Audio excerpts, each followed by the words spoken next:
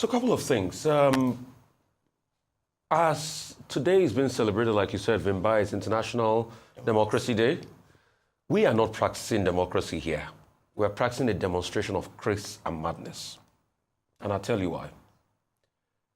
Where is the democracy where two people had an agreement in private about how they will run the states, and their matters are being settled, and it's taken up to the presidency, and the presidency sides with one part to the detriment of the entire state? Where is that democracy happening?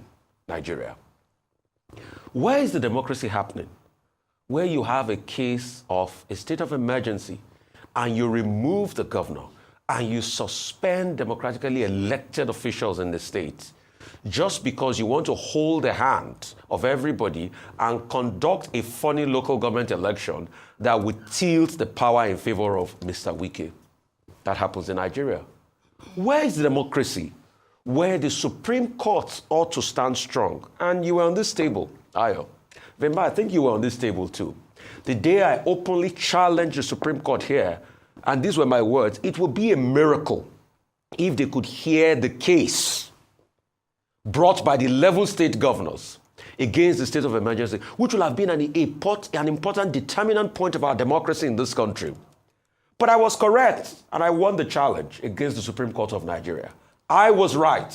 They didn't hear the case, and they would not hear it. And that's what they've always done in this country, because they know if they hear the case, like Dr. Abati will say, there will be implications.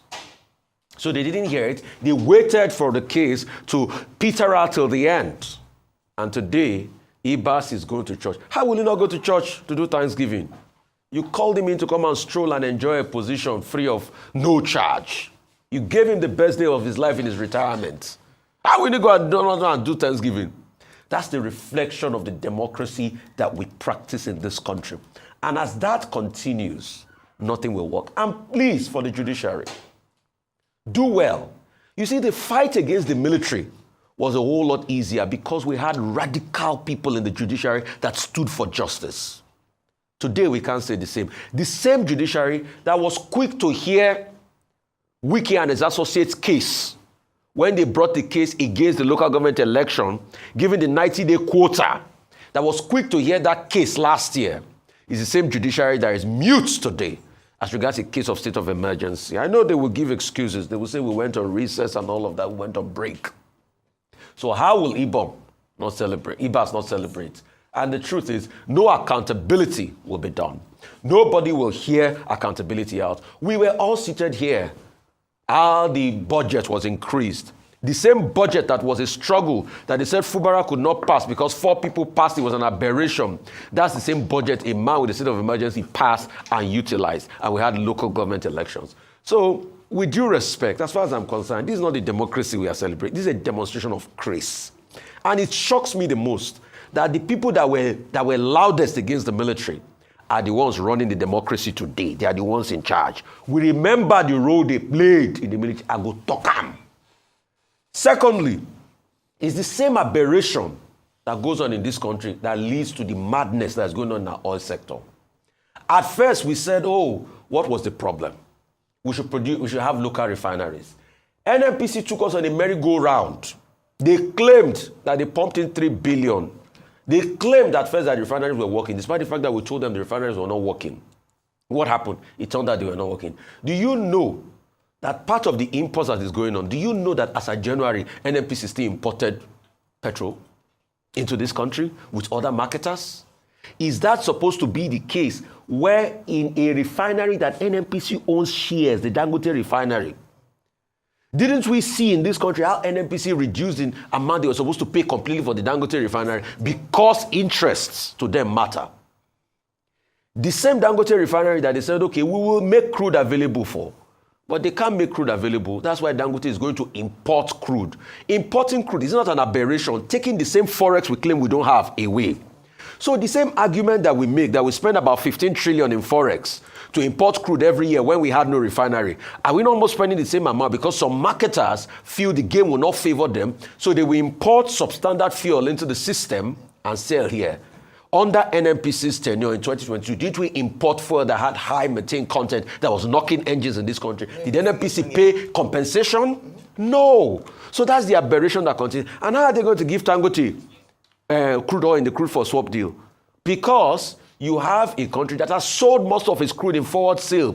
Operation Gazelle, we remember that. Many other operations to sell our crude in forward sale. So where is the crude available? Because most of the crude, as you churn out the crude, despite the high cost of production of the crude, and despite the fact that I hear the numbers has also reduced of what we are producing, as you churn out the crude, what does it go to? We have already used it to borrow BC all this while. So that's the country we live in. And in all of this, what are the marketers still doing? They think Dangote is permanent, so they are fighting him. They are still importing crude. They are fighting him again because he says he wants to be able to transport his crude through tankers that he went to take money, probably a loan, to get close to $1 trillion, over 7 billion. They say is the problem. So that's the aberration that Nigeria has been. Ayo, ask me, how will the NNPC that claimed they spent $3 billion to fix a refinery is still importing refined crude into this country as of January this year? All right, okay, let me just touch on very quickly, since you've ended with the Dangote story, and that is that Dangote Refinery has consistently said that they're able to meet Nigeria's local need in terms of PMS. But what they need is feedstock of crude, particularly from the NNPC. Unfortunately, despite how it started a bit well at the beginning, they have not been able to meet their obligations, hence the numbers we see this morning. And like you mentioned, Rufai, our much needed forex is used to import when we have the material here, we have the crude here in Nigeria, and we also have the capacity to not just meet local need, but also be able to export abroad through the Dangote refinery and others who have stepped into the market as well to be a part of this. Now, one of the things that was mentioned or has been mentioned is underproduction. This is a conversation we've been having for so long, and one of the remits that's been given to the NNPC by the president, and that is to increase production because, like you said, a huge part of that crude has already been put for forward sales for debt in being able to get loan. The most important thing we must talk about is why is NNPC unable to meet the needs of Dangote refinery, at least to support local requirements? That is a big question for them. They did quite well in the early part of this year with their targets for hitting 2 million barrels per day. Unfortunately, they've not been able to meet it. So there are questions to be asked. There are questions to be asked, especially when we have an indigenous organization, an indigenous factory willing to refine the oil and prevent us to reduce and totally, if possible, eliminate any type of importation of crude. This then brings up a bigger conversation to what we were speaking about last week, and that's why I brought it on. Perhaps this talk about a deliberate sabotage because of some of the interests of persons involved, hence this consistent attack, whether it's through the truck drivers, whether it's through accusations of quality of products coming out of the refinery or whatever, because some people's interests who have depended on arbitrage based on importation is being affected. And so we must not allow this corruption that has continued for so long in this sector to keep on going. And that's why, for me this morning, the big question will go to the NNPC as to why is it difficult for us? They've talked about how security, security alerts and our pipelines being vandalized have been reduced significantly as a result of investment made both by the security operatives and the investments in terms of the monies that have been paid to private security organizations. So why is it being difficult to increase our daily production? I know there must be an answer to that, and that's why I challenged NNPC this morning. We shouldn't still be importing crude oil. I recognize the international shocks and all that, but Nigeria has the capacity to produce enough stock to feed Dangote to meet the needs of our local PMS requirements. All right, so we have heard what Rufai said now. Whether we like it or not, APC have murdered this nation. I'm telling you honestly, there's nothing like democracy. Just like in the words of Rufai, it's just demonstration of grace. Like something that does not favor them cannot fly. If it does not favor the APC, that is why you see all other politicians from state are rushing into APC. You see people decamping to APC. There's a saying that the moment you decamp to APC, that your sins are forgiven. Well, it is very, very obvious, and that is true. Take, for instance, what played out in Rivers State, that an elected governor that was elected by the people conducted an election. They said it's illegal and they said it cannot stand. But an appointee, somebody that was appointed, a sole administrator, conducted election, and it stand, you know, more it was accepted, it was satisfactory because it suit them. Likewise, every other state, you see other governors decamping, giving their support to APC. Why? Because they want their sins to be forgiven. Anyway, how much can we say? What can we say?